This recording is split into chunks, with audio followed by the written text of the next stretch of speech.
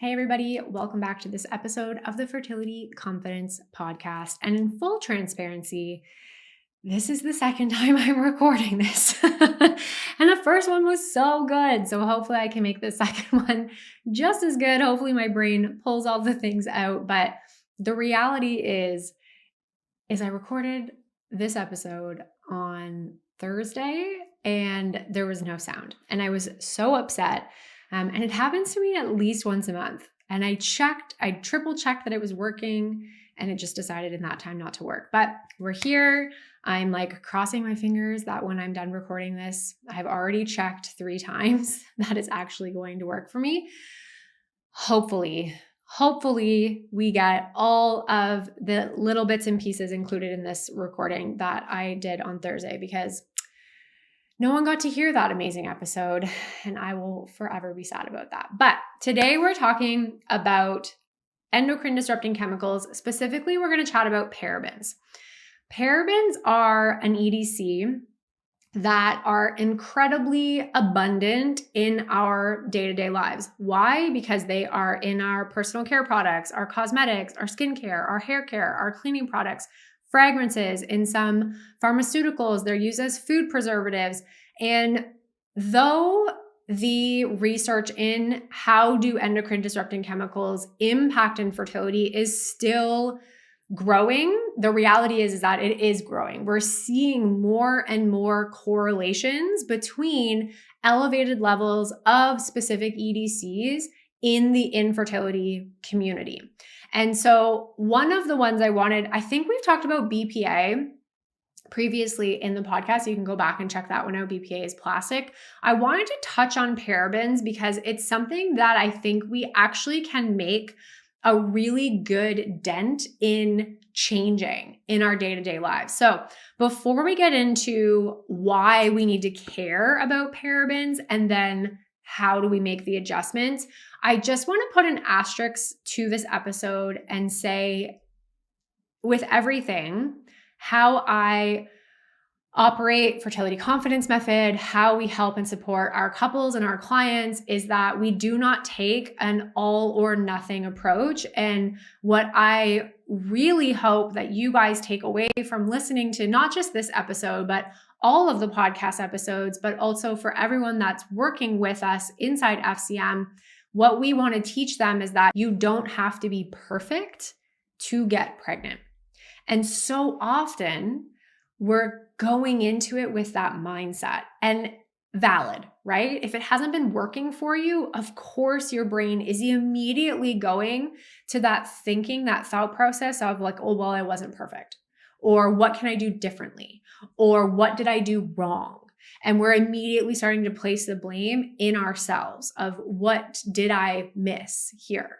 And so something that we're bringing into this year, there's a few different changes, I would say, in how we're approaching topics and how we're communicating things and how we're actually collaborating in care with our clients, is first and foremost really making sure that they understand that you don't have to be perfect to get pregnant. And so when you listen to this conversation about EDCs and parabens and the impact on infertility, I want you to remember that you don't need to just go to your bathroom closet after you listen to this and throw everything you own out and start over, unless that serves you, right? If that is something that you're like, this is going to make me feel better, it's not going to cause me stress, it's not going to impact my bank account, I'm okay with just starting from scratch, awesome. If you're like, oh good God, how do I replace all these things? I don't have the budget for that right now, or I don't even know where to start. Like, where do I find good products? This is so overwhelming. That is not the vibe that we are taking into this. Okay. So we're going to talk at the end a little bit about how to actually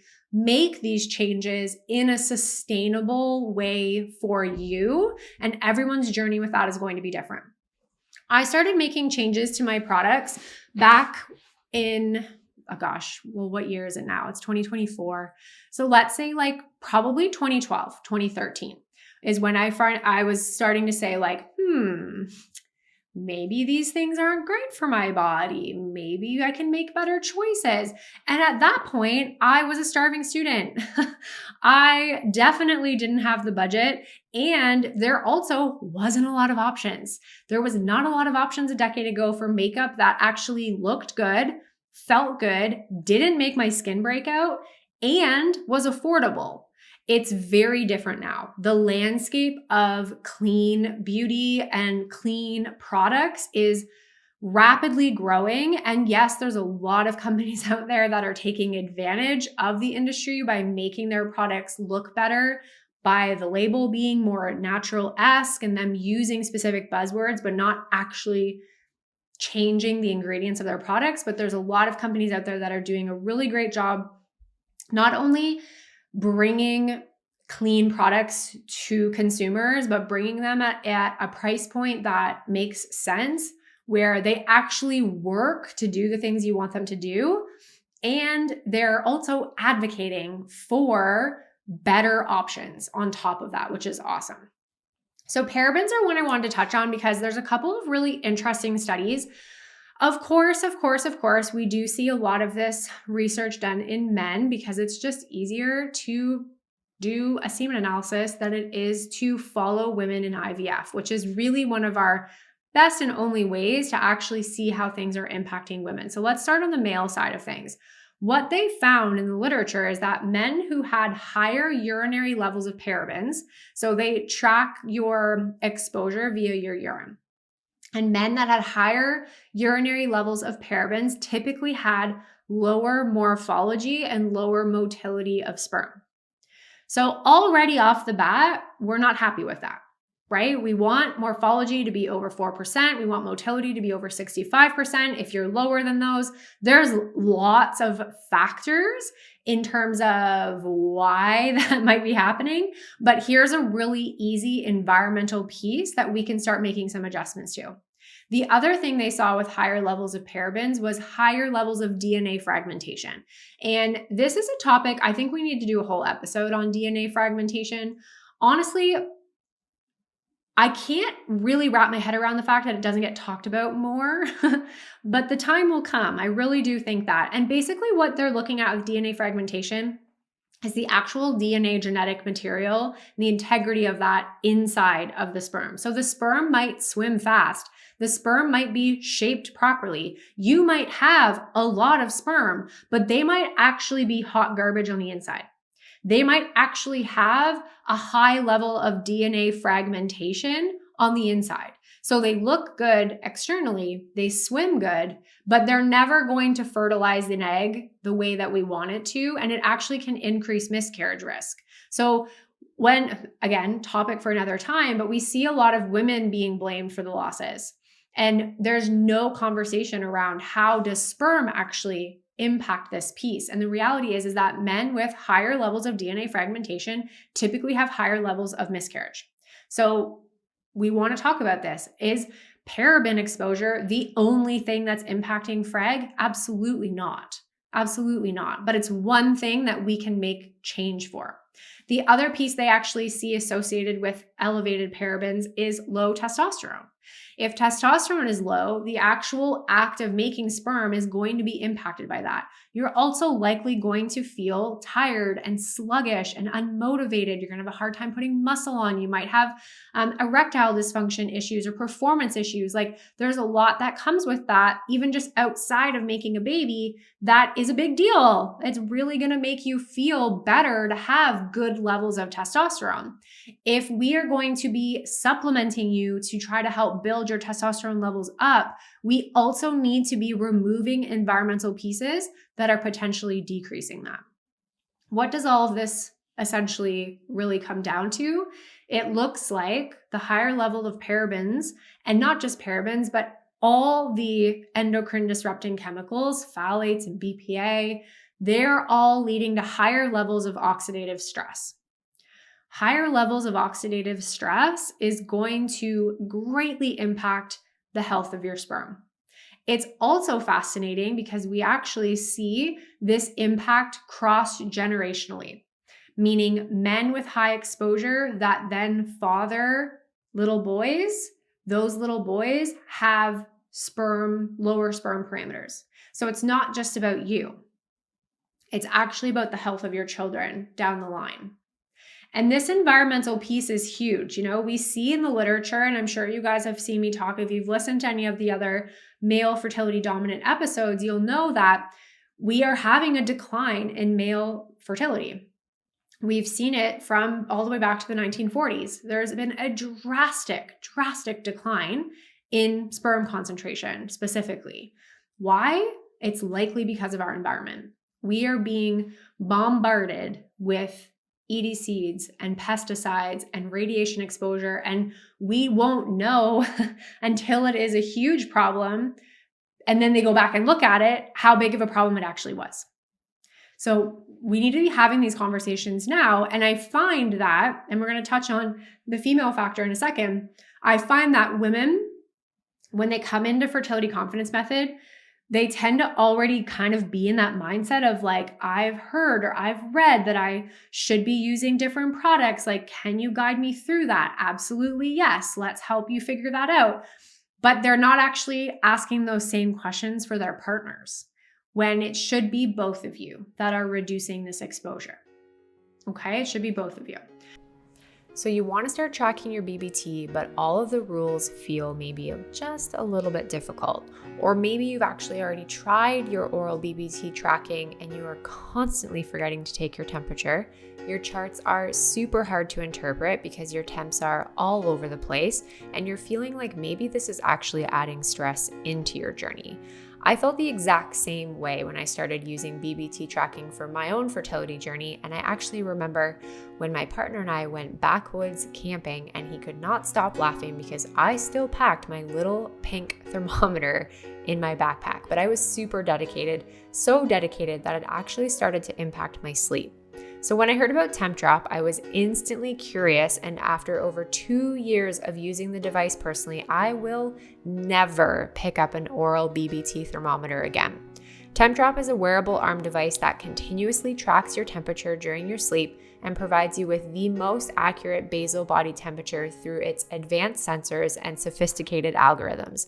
No more waking up at the same time every morning, no more worrying about waking up in the night, no more forgotten temps messing with your chart. Temp Drop literally eliminates all of the complicated rules of oral BBT temping and lets you have an accurate fertility tracker without all the added stress.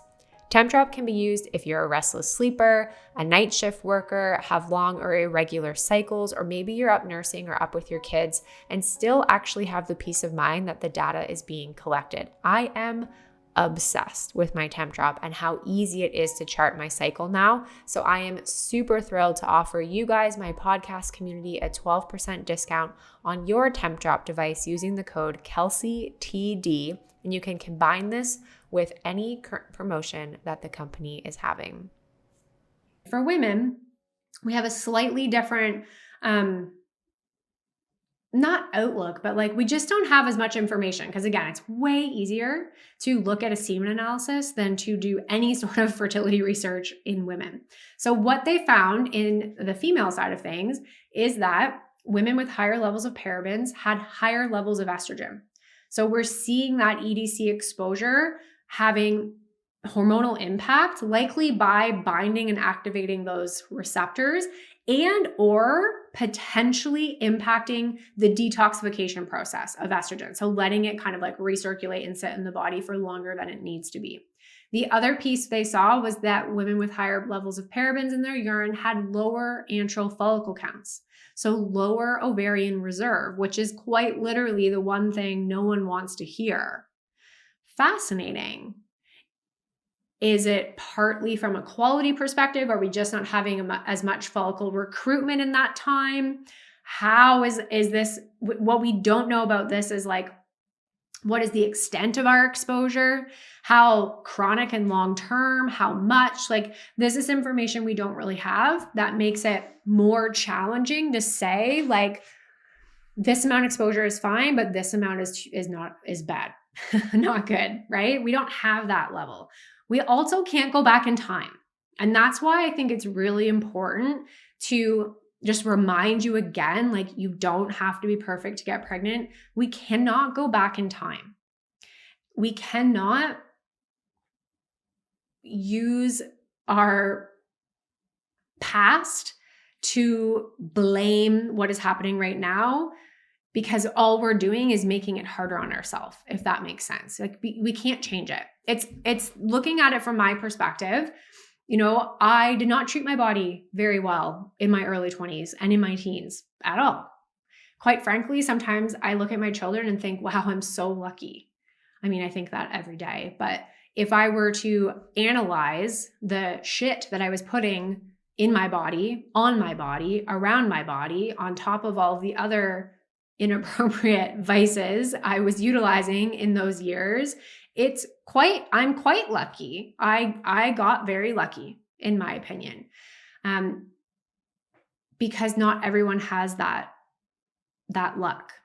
That years of torturing their body isn't a more long-term degradation. Am I going to have things that crop up later in life that might be related to that time? Absolutely. Absolutely. But I also was very, very lucky. Again, I hate using that word because I feel it's very inappropriate in the conversation of fertility. But I was lucky that I had a warning sign that getting pregnant might be more challenging for me. And it was my wake-up call to say, like, well, if I want that, I'm going to start changing things now. 99% of women don't get that luxury. So I was only 22 when I was like changing my entire lifestyle.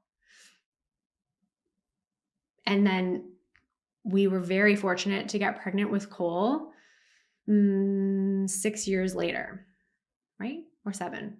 No, or 5. 5 or 6 years later. But I spent those 5 years doing prenatal care, reducing my exposure to environmental toxins, reducing my alcohol intake, eating better, changing my exercise habits. My stress was probably 5 times higher because I was in medical school, but I was really doing the best that I could in other areas. That was my 80%.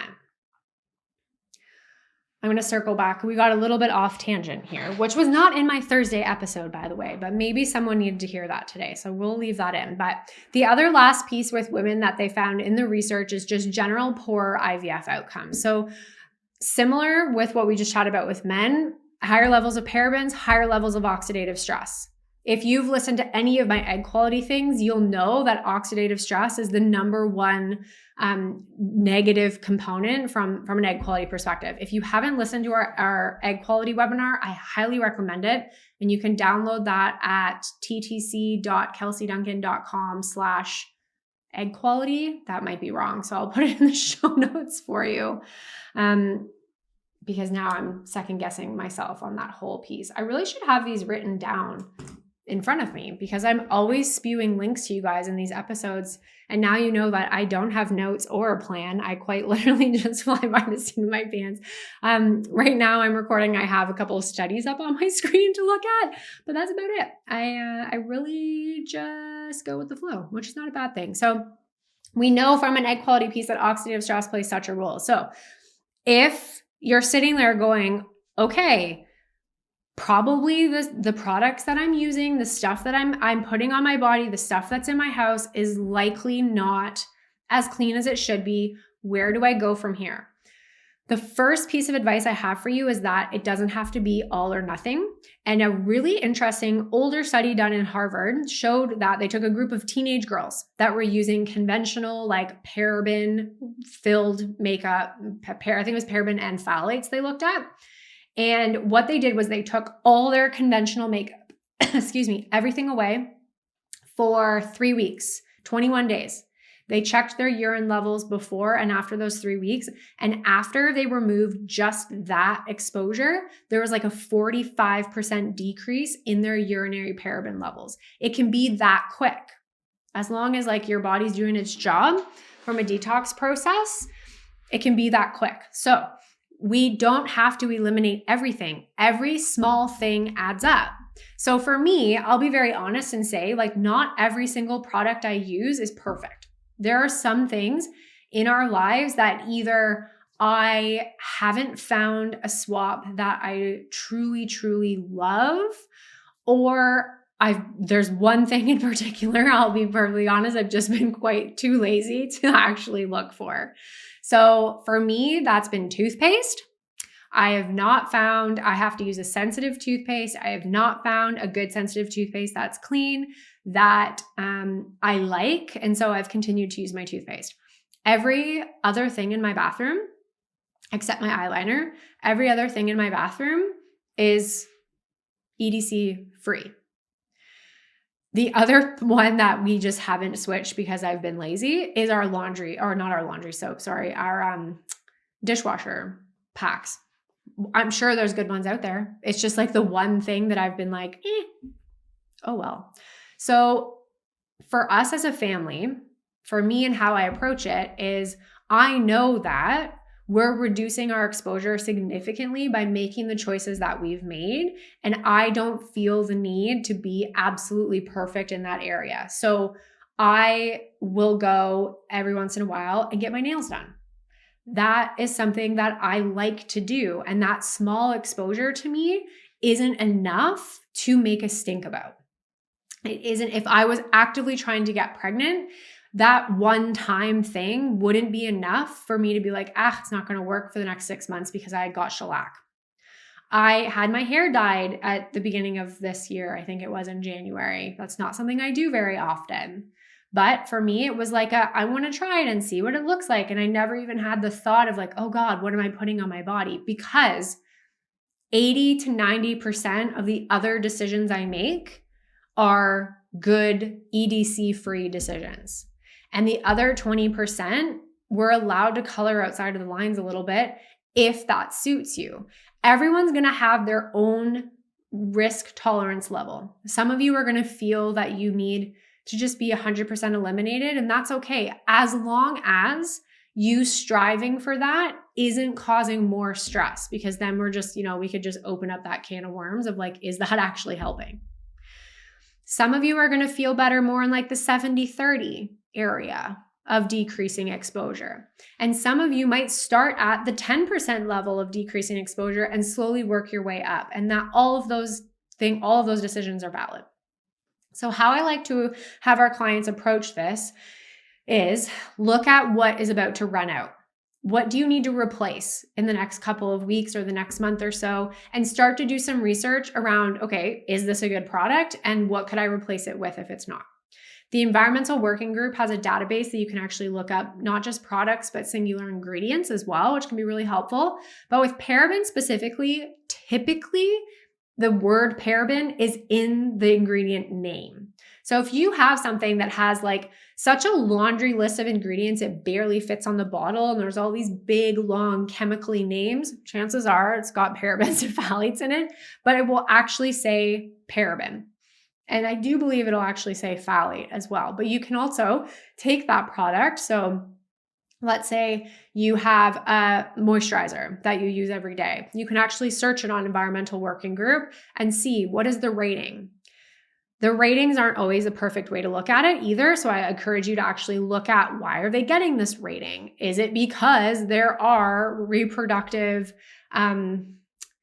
influences in there and not just allergies? Because sometimes with certain ingredients, they give a high rating because it's a very highly allergic ingredient, like rosehip oil, for whatever reason, tends to always get a bad rating because there's lots of allergies. So they break it down in different components. So I encourage you to actually just like take a peek and see, why is it saying this?